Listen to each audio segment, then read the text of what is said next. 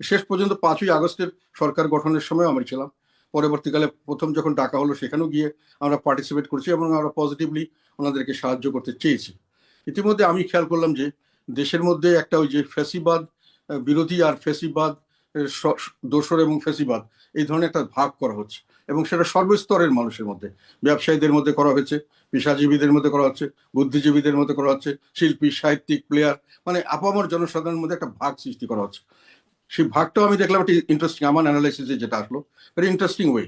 সেটা হলো যে ফেসিবাদ বিরোধী বলতে তারা বুঝাতে চাচ্ছেন যে এই শেখ হাসিনার শাসন আমলে যারা যারা যে কোনোভাবে নির্যাতিত হয়েছেন বা নির্যাতিত হওয়ার সম্মুখীন হয়েছেন বা হবেন বলে মনে হয়েছিল, বা যাদেরকে ওনারা সরকারের কিছু যারা এই গুরুত্বপূর্ণ ব্যক্তিবর্গ যারা সিদ্ধান্ত নেন আমরা মনে করি, তাদের কাছে মনে হয়েছে তাদেরকে সবাই ওনারা মনে করছেন ফেসিবাদী বিরোধী শক্তি।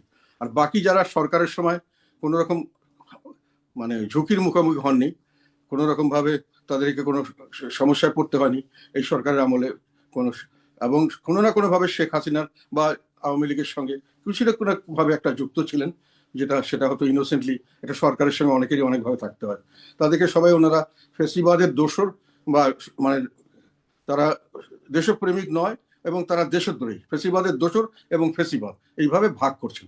এবং এটা প্রায় আমি দেখলাম যে অর্ধেকের চেয়ে বেশি ভাগই হয়ে যাচ্ছে যারা ফেসিবাদের দোষর এবং ফেসিবাদ। তো আমরা ততক্ষণ পর্যন্ত ছিলাম। পরে হঠাৎ করে যখন একটা ডাক দেওয়া হলো, মনে হয় 4ঠা ডিসেম্বর, যে সবাইকে মিলে জাতীয় ঐক্যের ডাক, সেখানে দেখলাম যে আমাদেরকে বাদ দেওয়া হলো। তখন বাদ দিয়ে যে করা হলো, তখন ঘোষণা দেওয়া হলো যে আমরাও ফেসিবাদের দোসর বা ইত্যাদি। এই কারণে আমাদের তারা, এর আগে থেকে কথাটা শুনছিলাম কিন্তু অফিসিয়ালি তখন আমরা জানতে পারলাম, এবং আমাদেরকে সবকিছু থেকে বাদ দেওয়া হলো। সংস্কারের যত রকম আলাপ আলোচনা, আমি তো সংস্কারগুলো খুব জোরে সোরে করছিলাম, এবং যেহেতু আমার অভিজ্ঞতা, আমার সমসাময়িক আর রাজনীতিবিদদের মধ্যে আমার মতো বাস্তব অভিজ্ঞতা খুব আমার মনে হয় খুব কম লোকেরই আছে।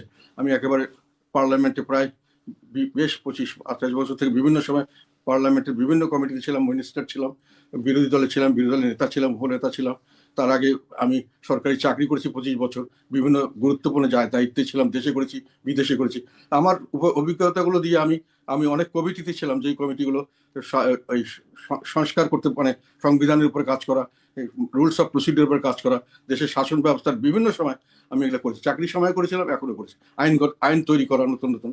তো সেই জন্য আমি খুব কাজ করছিলাম যে কিছু একটা হয়তো সংস্কার এগুলো করতে পারবো। তবে আমাদেরকে একেবারে পুরোপুরি বয়কট করা হলো।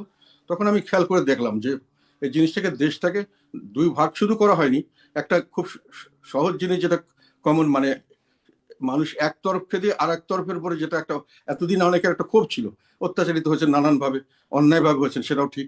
কিন্তু তাদেরকে, যে যাদের উপরে অত্যাচার করতে দেওয়া হচ্ছে, তারা কিন্তু সবসময় দায়ী ছিলেন না। এই দোষর বলা হচ্ছে যাদেরকে, বা যাদেরকে ফেসিবাদ বলা হচ্ছে, তারা সকলেই সবসময় দায়ী ছিলেন না, কিন্তু যাকে তাকে এরকম করার সুযোগ দেওয়া হলো। ফলে দেশে একটা অত্যাচারিত গ্রুপ, একটা অত্যাচারী গ্রুপ দাঁড়িয়ে গেল, সামনে সরাসরি দুটো ভাগ হলো। এখন এই ভাগের মধ্যে আমাদেরকে দিয়ে এটা একেবারে 16 কলা পূর্ণ হলো, দেশ সম্পূর্ণ ডিভাইডেড।